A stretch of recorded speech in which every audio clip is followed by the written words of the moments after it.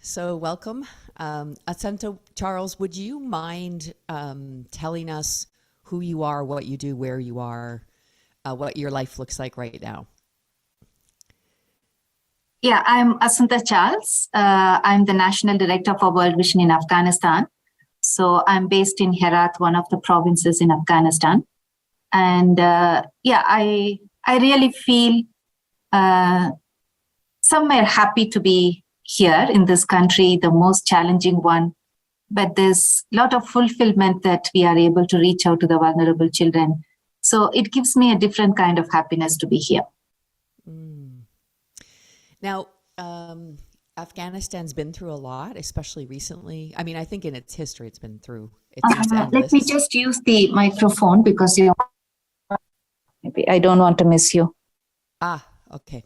So now it's okay. Afghanistan has been through a lot, and especially in the last year and a half, 2 years, it's been through quite a lot of turmoil. And when that political change happened in Afghanistan, of course, women specifically were very afraid. Many of them left, but you stayed. Can you walk me through why you stayed? Yeah, it's actually a beautiful experience for me. In spite of those challenges happening, I could only think of God's calling at that moment. So those were the moments I thought He has a message for me.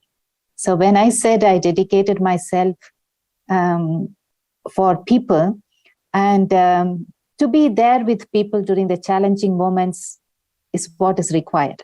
So if you're with them during good times and leave them during the worst situation, I don't think that's where my calling is for. So I strongly felt some voice telling me, I have called you to be here. And the organization supported me to accept that call. But I don't think that was my own strength or energy which made me to take that decision. It was an inner calling, somewhere telling me, you have a purpose in life. And that purpose is revealed at this crucial moment. So, and even today, I never feel frustrated or sad about making those decisions. At the same time, I feel so happy that I could witness the love of God to the people. So that's how it was an inner calling that enabled me to make that decision. That's beautiful. When you were like in that really hard time, you were prompted about this inner calling. When did that happen for you? Like when was that awakening or calling that God gave you to live this way? When did that happen? Yeah, especially when I like early ages, when I decided, like after my schooling, when I decided, okay, let me do social work. I thought it was just I'm making my decision for a career. So I never even thought I am being molded for much bigger things. And initially, my decision even to remain single was because of my parents, because I wanted to take care of them and I wanted to give them a good life during their old age. But now when I look back, all those decisions are having so many meanings in my life. So my own professional decision to do social work, then even to make a decision to remain single, everything, I thought I was making the decision. But ultimately, it was God who was molding me to take different initiatives because these were not common in my culture. So I was being directed by God, and which I was not aware. But when I look back my life, when I meditate and when I see how beautifully He has been guiding me, leading me to be where I am today, it looks like a miracle for me. He has been really walking through me, and which I sometimes never even realized. But when I look back, I feel my life would have been nothing if He was not with me. It was an extraordinary accompaniment extraordinary closeness of God, just a daughter being guided by the Father. That's how I look at my experience. That's beautiful. Are there ways in your life that you tune in to that? Like maybe there are people that don't know how to connect with God, or like don't have that kind of miracle of his guidance or presence. Are there techniques that you have even in the midst of like really difficult circumstances? How do you tune in to God's voice and hear God's direction? Like most of the people ask me, don't you feel lonely? Like, because I'm single, many people ask me, don't you feel lonely? But I always tell them I'm alone, but I never feel lonely. So those quiet moments, sometimes I just remain very quiet without doing anything. And especially I spend a lot of time during the morning time just to sit in quietness, just to listen, saying nothing. And that is where I begin to see that that God has been working. And maybe it took a long time for me to come to that realization. Like, no, when I was young, I thought I'm doing things, I'm progressing, I'm making career growth. But at this age, when I look back, I feel I have not done anything. I have been just led. And those moments of quietness, that is really helpful. Just listen, or just be quiet in his presence. And that gives you a lot of energy. And nowadays I begin to see that there are so many challenges, but at the same time, I really become very calm and quiet, which was not my quality at all when I started my career. I used to be very anxious. I used to be getting angry. But today, when I look at my life, any kind of crisis, I see, okay, this is a crisis, but why should I worry so much? He created it. He will find an answer. So that kind of faith component has come into my life. And this has been a very long journey, lot of crises, lot of hardships. But today I feel all that has happened with a purpose. That's beautiful. I love that.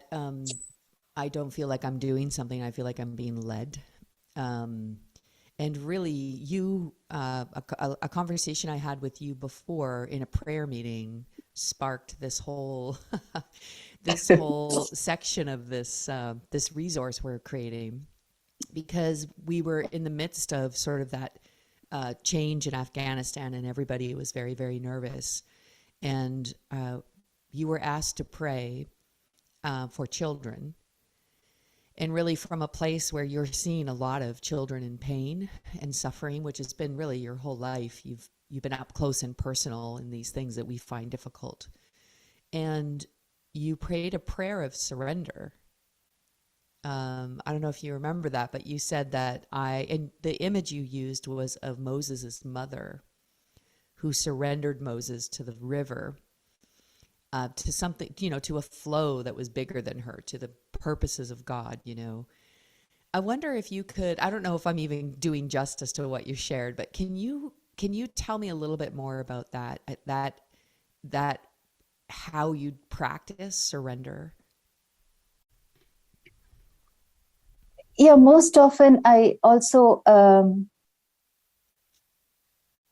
like when I look at the biblical characters, like most of the time, there's so much of unknown, like, especially with Moses, like, the mother didn't know what would be the future, but she thought she has to save the child. That was the ultimate one. So she was ready for everything. And that's what gives me courage. And that's the surrender I want to make, to think we are here for people. And here, there's no question of what you gain and what you lose. Because ultimately, people become, especially the vulnerable children, become your heart and soul.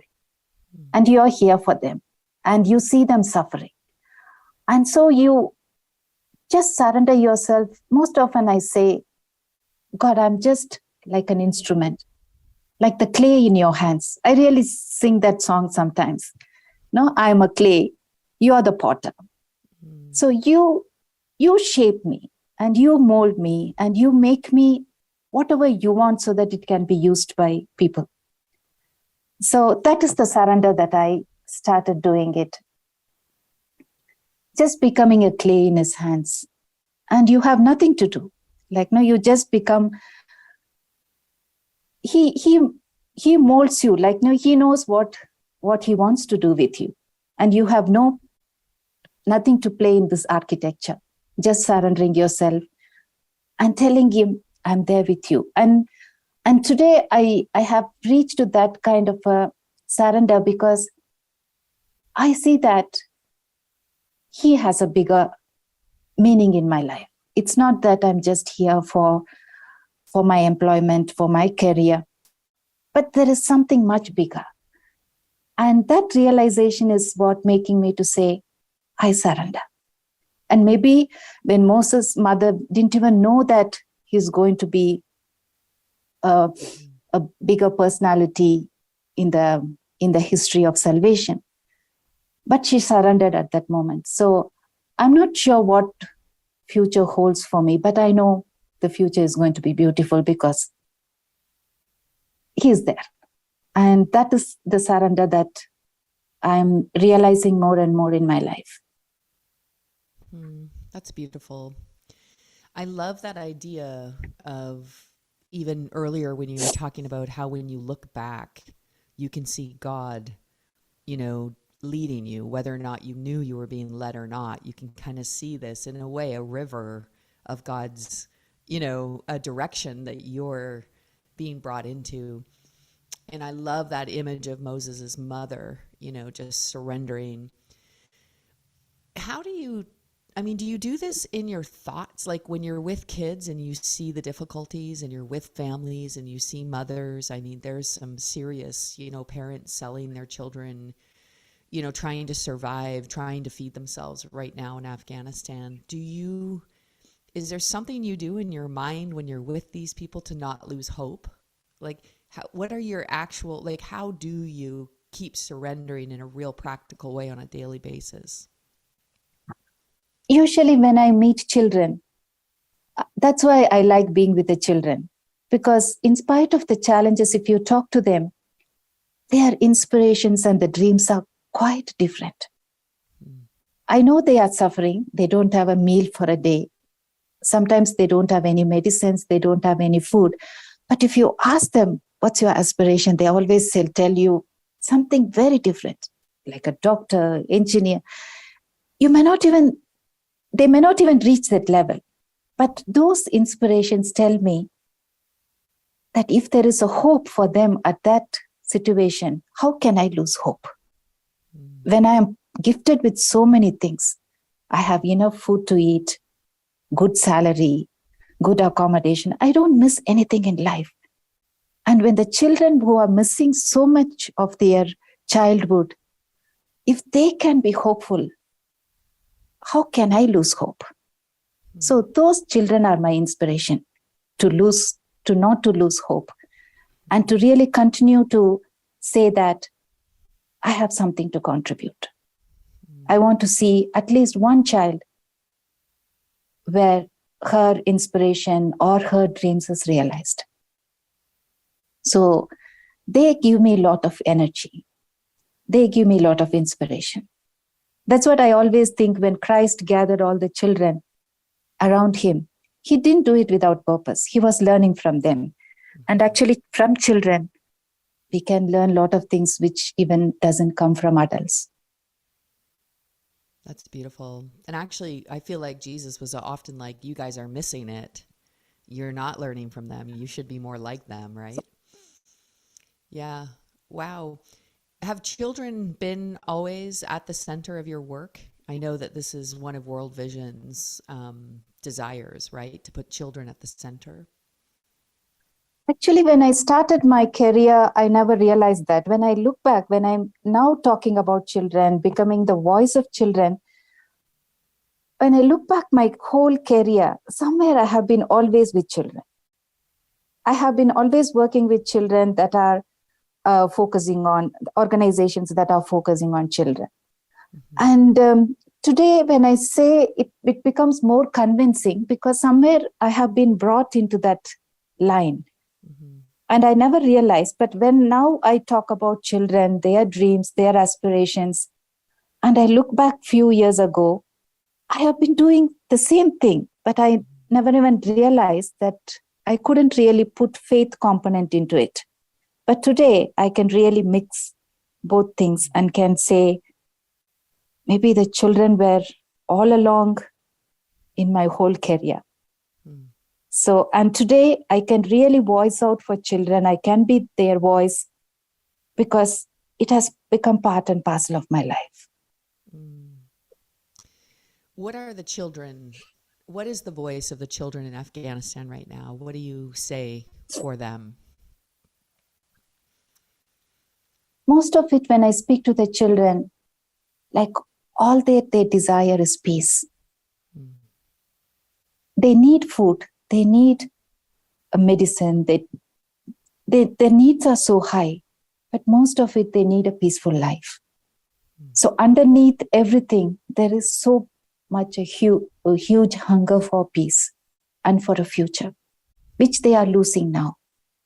So that's where I really want to see that wherever there are opportunities, I can raise these voices and bring to light that there are children who are losing their future in Afghanistan. Many children are dying because of lack of medicine, because of malnutrition. So that's where I'm becoming more and more bolder now to say, I can voice out for children. Mm. And I want to see that this country sees more and more of peaceful situation where children can grow as normal children. They are losing that normal life, that fear, that anxiety should go away. And for that, peace is so very crucial. And actually, when we are nearing Advent, where we are thinking of Christ bringing peace into this world, and I hope that peace can be brought to Afghanistan.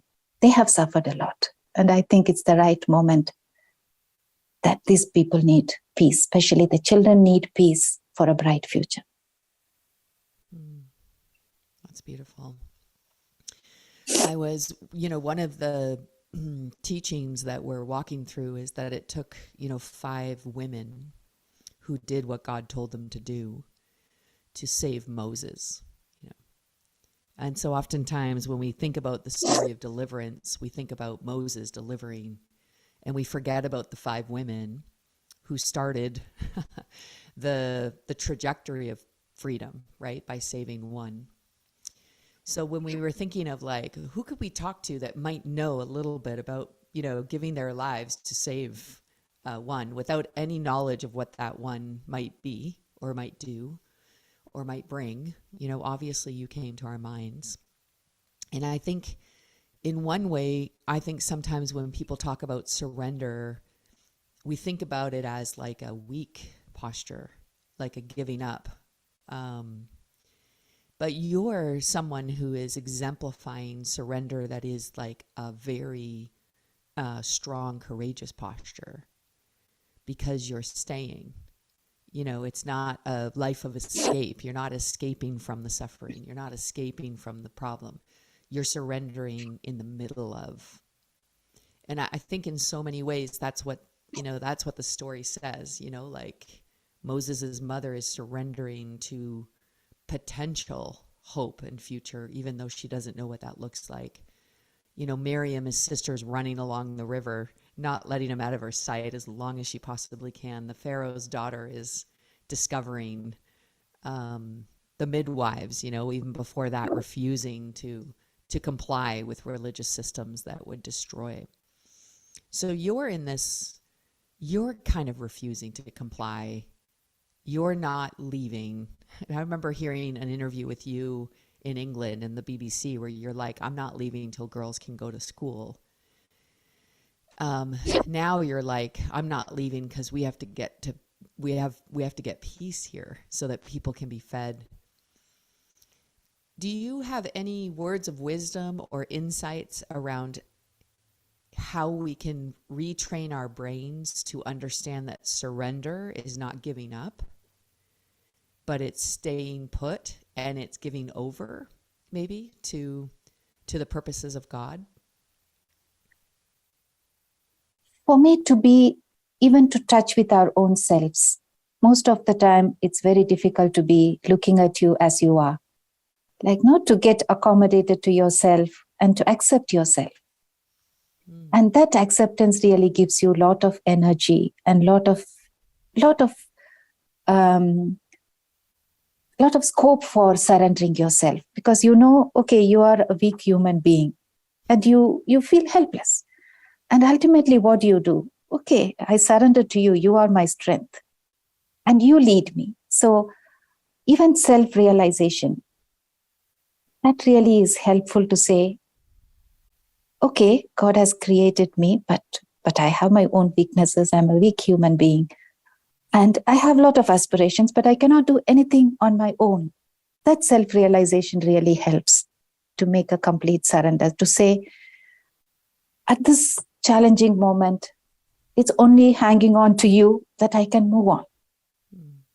And I can move on with you. So, and that self-realization has really helped me a lot. That's good. As long as we're trying to be someone else or trying to be important or trying to make a difference, we're not surrendered to this greater power. Yeah. So I know myself, I know my strengths, I know my weaknesses. And I just want to share, okay, I'm growing with my strengths, but at the same time, when I look at myself as a weak human being, what do? I cannot really compete with anyone. I can just surrender to God and say,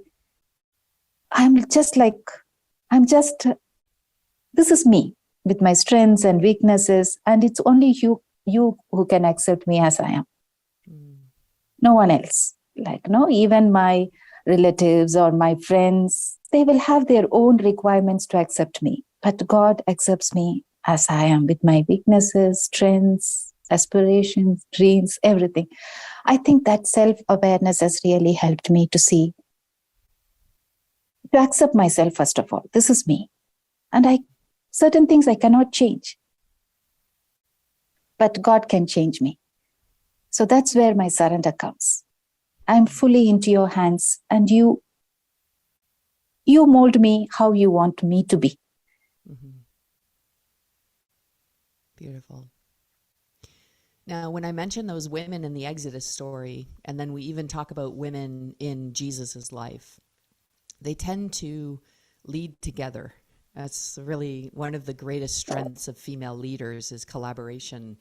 We're collaborative by nature. Who's inspiring you, helping you? Are there other women that you get inspired by? Are you who's your collaborative team?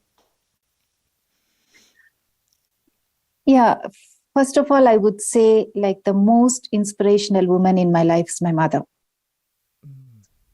And as simple, as less educated, she has inspired me a lot. And today, what I am also comes a lot from her. And though she's not anymore with me, but I feel like, no, she's being with me, guiding me. So she has been one of the greatest inspirations for me as a woman. And also I have some friends who think in that same level, like, because I have some friends who are religious nuns who have a different experience of being religious. So there is also a lot of discussion among ourselves how to strengthen our faith life, like, given all the experiences that we have.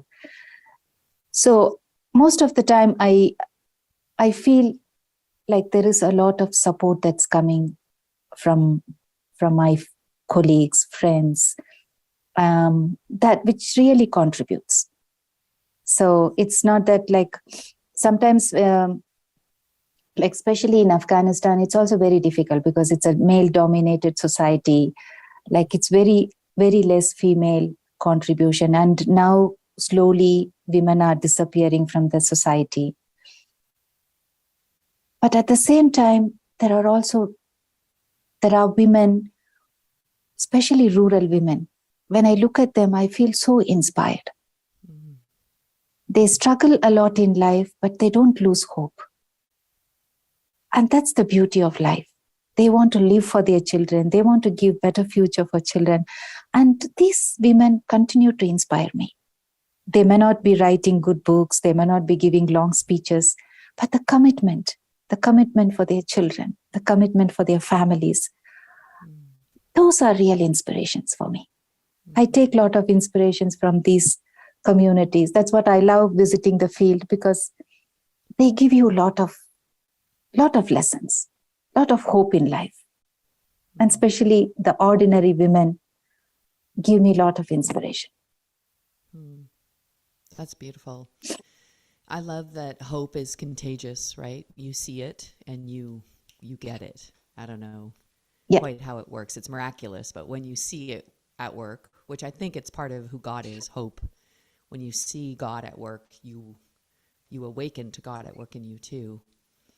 I love that so much. Thanks for your hopefulness. Thanks for your posture. Thanks for your surrender daily. Thanks for those, even just tips of like maybe quiet yourself and like open to God. That might help. I love that thing you shared about just knowing yourself and then knowing that God accepts you fully for who you are.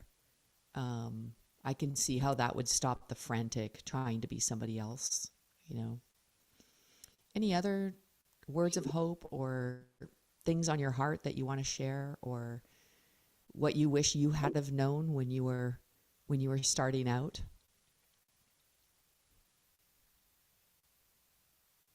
Now, one thing for me, like the beauty of surrendering is so great. Like when you surrender, it's very difficult because you do not know what you can expect. But when you surrender, then when you look back,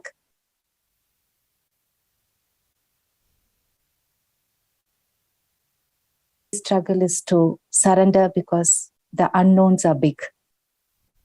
Like even for Moses' mother, the unknowns were bigger. If you would have known if you would be the biggest person, she would have surrendered easily. But no, the unknowns were big. And in everyone's life, when we surrender, there's so much of anxiety, like what's going to happen. But when you look back, you don't regret for surrendering. That's the beauty of surrender. So maybe if we can just embrace the unknowns and just surrender, then life becomes beautiful. But sometimes unknowns become bigger than your willingness to surrender. That's where we struggle. But if you surrender, I don't think you will regret anyway, because God doesn't make you feel unhappy about giving yourself fully to Him. That's great. I love that too, that it's kind of what you're describing is practice. You practice surrendering. It might be like a small practice, but you practice like, oh, I don't know how this is going to work out, but I'm going to trust, I'm going to surrender. And then you go, oh, I feel closer to God. Like, and then you do it again, and then you do it again in this like sort of rhythm of practicing surrender. It's beautiful. Thank you so much for your wisdom and your hope and your experience and your work. It gives me hope. It inspires me to keep going. But it's always nice to talk to you. Like, I feel so emotional to share with you. Yeah. And most of it is like, I cannot share with many people like these things. Like, especially given the context here, it becomes very difficult to talk about your faith life. But these are also opportunities even for me to just cherish my own faith life. And even to admire how God has been so good. And honestly, nowadays, I see that I have lesser and lesser complaints about life. Because I have somewhere the life challenges, the situation around you makes you feel you're blessed in so many ways, you're gifted in so many ways. So life becomes a blessing. And I think that's somewhere it gives you lot of fulfillment.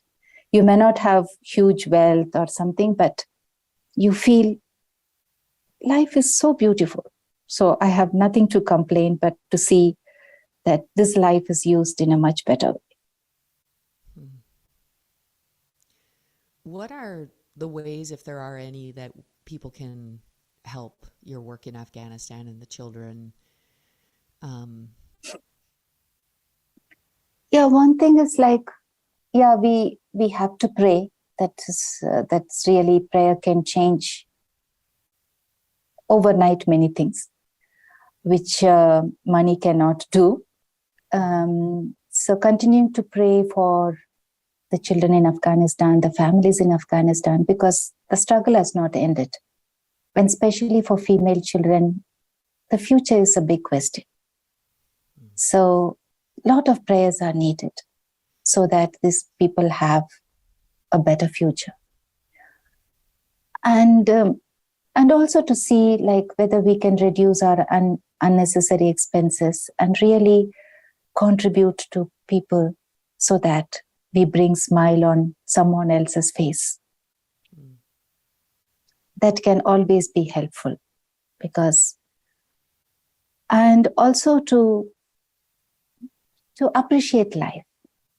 So if each one of us can appreciate life, I think we can really spread a lot of hope wherever we are. And today the world needs a lot of hopeful people. Because today there's so much of negativism in the world. And I think we all of us can become people of hope and vibrate that hope so that world can be a different place. And we can create smaller worlds where hope can be much bigger than all the problems. It's beautiful. Thanks, Asanta. Thank you. Appreciate you so much. Yeah, let me pray for you. And then Yes, I'll please. let you go. Probably busy. Yes. So God, thank you so much for Asanta, for her calling, for her surrender, both her daily surrender, but also her initial surrender. Thanks for giving her eyes to see your hand at work in her life. Thanks for that river of life that's flowing, that she trusts herself to, but also her calling, her work, the children of Afghanistan, the girls, the women. And I pray with her that you would make a way where there is no way. I pray that as she surrenders to your life, to your flow, to your spirit, that life would come and it would overthrow, really, oppression and fear. And I pray that you would provide in miraculous ways, that you would demonstrate your presence by provision. So make a way for that as well, for provision. And we also pray together for freedom. I pray for the people that are despairing, that there would be hope, not just in their heart, but tangible hope. They would taste hope. They would feel hope. They would know hope. And I pray that even as Santa shares her wisdom and her experience to people around the world, that they would be moved, that they'd be moved to be involved in getting and spreading hope to the future of Afghanistan. So we pray for peace. Pray for peace together, believing. Amen. Amen. Amen. So Asanta, I Thank keep you. praying every Thursday. I'm calling all my friends to pray. We dedicate Thursdays to prayers for Afghanistan and for girls. Thank We're you so much. hashtagging it. I'm spreading the word. So every Thursday I go out in public, I pray, I record it, I hashtag it, and just say we got to keep we got to keep praying. So that's a no-brainer. I'm going to keep praying for you as much as I can. And we'll just keep figuring out how else I can help. But you're always on my heart and mind. I'm praying for you. If you ever Thank you need so much. anything, or you think, you know what, I want to say something, anything like that, just contact me, and I would love to do whatever I can to serve. Sure. Thank you so much. It's always great speaking to you. I can speak from my heart, so it's also quite encouraging, and I feel comfortable. Thank you so much for giving me that feeling. You're welcome. Oh, you're welcome. It's mutual. If we were closer, we'd be friends. I know it for sure. Yes. Yeah. We can really share a lot of good moments, and I'm sure there will be a day. Yes, me too. I'm holding out for it. Okay, thanks, Asanta. Have a wonderful Thank you so night. much. Yeah. Okay, thank you. Bye. Bless you. Bye-bye. Bye.